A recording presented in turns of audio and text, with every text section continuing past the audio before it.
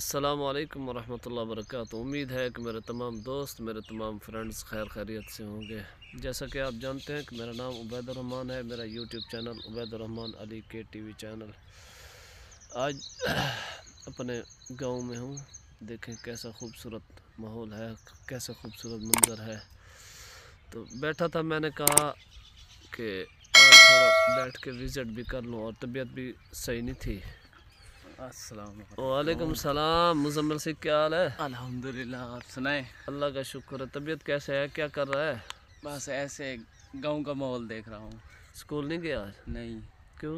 अभी थोड़ी देर तक जाऊंगा। अच्छा, आप किस टाइम कैसे क्लास हैं? लगती है आपकी?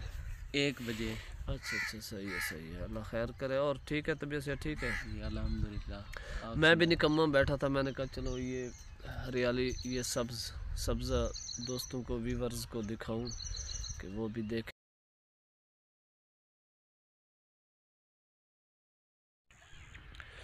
ये गांव का माहौल है, बहुत खूबसूरत।